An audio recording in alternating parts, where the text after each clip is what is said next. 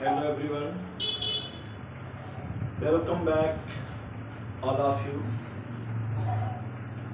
in this new topic of English literature. Today we will discuss about literary terms. We will discuss about literary terms.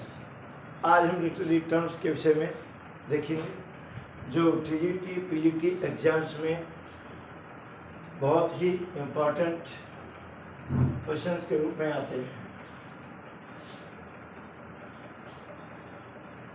Eight first we know about adage. What is adage? Adage क्या है, किसे कहते हैं? याद रहे, adage is a wise saying proverbs. Adage is a wise saying proverb that is short, memorable saying that expressing a truth and is handed down from one generation to the next. Adage ये wise saying proverbs होते हैं, बुद्धिमानों के द्वारा बताई गई कहावतें. That is short, ये संक्षिप्त होती हैं, शॉर्ट होती हैं. मेमोरेबल, जिन्हें इजली माइंड में रखा जा सकता है. और दैट एक्सप्रेसिंग अ ट्रूथ, और ये कहावतें सच्चाई बयां करती हैं. And it is handed down from one generation to, और ये प्रोवर्ब्स, शॉर्ट मेमोरेबल सेइंग्स, इन्हें one generation to next generation में ट्रांसफर किया जाता है, दिया जाता है. एग्जाम्पल्स हम देखेंगे इसका.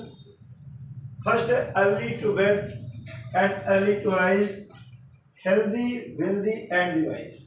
इसमें early morning and early rising को इम्पोर्टेंस दिया गया.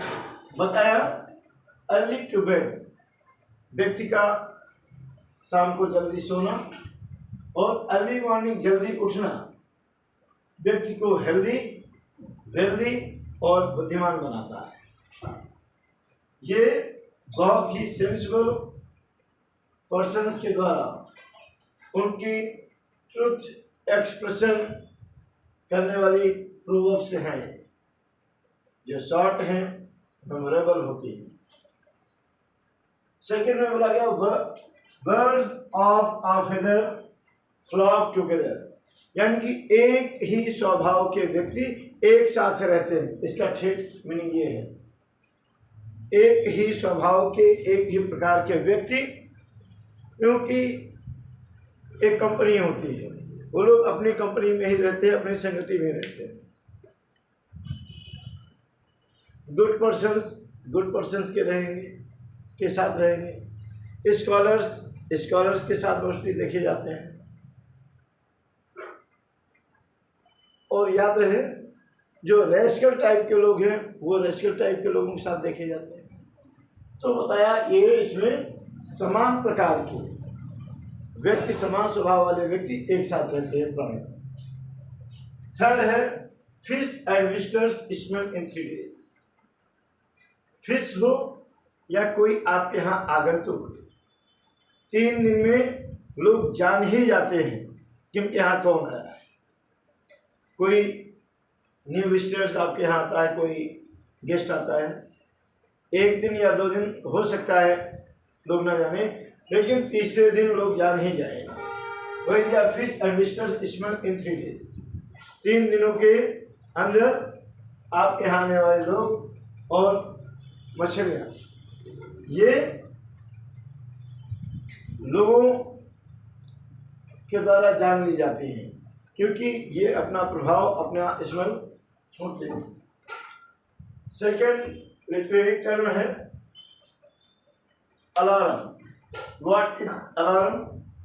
Indicating the coming of a battle. Alarm ये किसी भी ड्रामा में आने वाले युद्ध का संकेत देती है, indicating the coming of a battle called alarm, and alarm is also called by a call to arms. किसी भी स्टेट प्ले में जब भी कोई युद्ध होना होता है तो उसके पहले एक म्यूजिक ऐसा बजता है, तो उसे ही अलार्म कहते हैं। जिस म्यूजिक को सुनकर लोग समझ जाए कि अब यहाँ पर लड़ाई का सीन आएगा, युद्ध का सीन आएगा।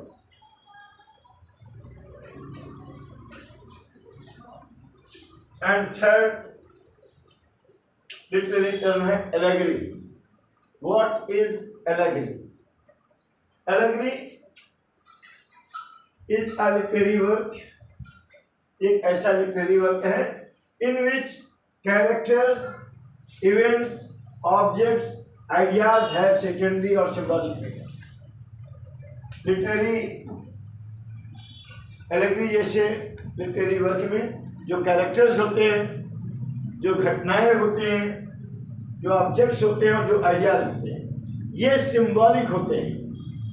वो मेन प्लॉट को सपोर्ट करते हैं। थीम ज़्यादा इम्पॉर्टेंट होती है और थीम को सपोर्ट करने के लिए ये कैरेक्टर्स, इवेंट्स, आइडियाज होते हैं। और इसमें बताया एलेगरी इस प्रकार का लिटरेरी वर्क है जिसमें इसके कैरेक्टर्स बहुत ज़्यादा इम्पोर्टेंस नहीं होता, ये सेकेंडरी होते हैं। जो प्राइमरी होता है वो इसका प्लॉट, इसकी थीम। अब हमारा नेक्स्ट लिटरेरी टर्म है एलिट्रेशन, एसोनेंस एंड एनाफोरा। इन तीनों में अक्सर लोग कंफ्यूज्ड हो जाते हैं क्योंकि इन तीनों में वर्ड, वॉवेल या कॉन्सोनेंट रिपीट होता है। अक्सर लोग कंफ्यूज होते हैं। बहुत ध्यान से देखिएगा और ध्यान से देखने के बाद आज आपका कंफ्यूजन समाप्त होने वाला है एलिट्रेशन, एसोनेंस एंड एनाफोरा के बारे में। एलिट्रेशन देख रहे हैं, repetition of consonant sound. Alliteration ये कॉन्सोनेंट साउंड को रिपीट करता है। आप हिंदी में इसे अनुप्रास अलंकार कहते हैं। अनुप्रास में देखते हैं कि उसमें किसी वर्ण की आवृत्ति होती है, तो इसमें पर्टिकुलर कॉन्सोनेंट साउंड रिपीट होता है। और ऐसी लाइन जिसमें कॉन्सोनेंट साउंड रिपीट होगा वहां पर इरिटेशन होता है। लेकिन ऐसा word that are close together, जो एक साथ आते हैं और जहां पर वॉवेल साउंड रिपीट होगा वो इनफ एसोनेंस होगा। जहां पर कॉन्सोनेंट साउंड रिपीट होगा उसे आप एलिट्रेशन कहते हैं। जहां पर वॉवेल साउंड रिपीट होगा उसे आप एसोनेंस कहते हैं। और एनाफोरा, एनाफोरा में कुछ words repetition of consonant sound, ऐसा लाइन जहां पर consonant sound, same sound consonant का रिपीट होगा वहां पर एलिट्रेशन होगा। जैसे but I am cabin, crypt, confined, यहाँ पर सी सी सी रिपीट हुआ है। सी कॉन्सोनेंट साउंड है और यहाँ पर सी रिपीट हुआ है 3 टाइम्स, तो यहाँ पर ये एलिट्रेशन है। एलिट्रेशन की यही आइडेंटिटी है कि जहाँ पर कॉन्सोनेंट साउंड बार बार रिपीट होंगे वहाँ पर एलिट्रेशन होता है। एग्जाम्पल देख रहे हैं, but I am cabin, crypt, confined. See को 3 टाइम्स रिपीट किया गया है, यहाँ एलिट्रेशन है। एसोनेंस देख रहे हैं, words that are close together have the same vowel sound but different consonant। ऐसे शब्द जो एक साथ आए और जिनके प्रोनाउंसिएशन में वॉवल साउंड सेम हो लेकिन उनका कॉन्सोनेंट साउंड डिफरेंट हो।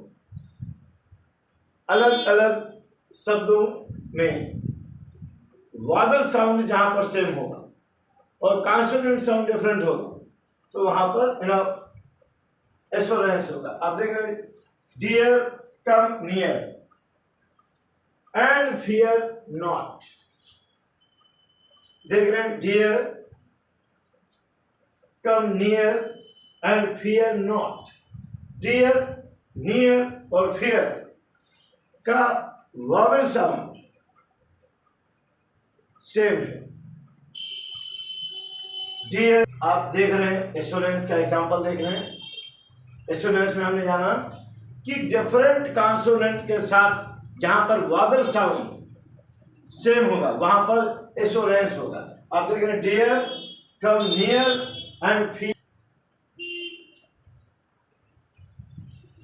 ये आपने देखा डियर, नियर, फियर का वॉवल साउंड सेम है लेकिन इनके साथ जो कॉन्सोनेंट आया है वो डिफरेंट है। और डेफिनेशन में भी यही बताया गया कि जब साथ में आने वाले वर्ड्स के कॉन्सोनेंट साउंड डिफरेंट हो लेकिन उनके बीच जब वॉवल साउंड सेम हो तो ऐसी लाइंस को आप एसोनेंस कहेंगे। अपेक्षा है आपको क्लियर हुआ होगा। एनाफोरा टर्म है एनाफोरा।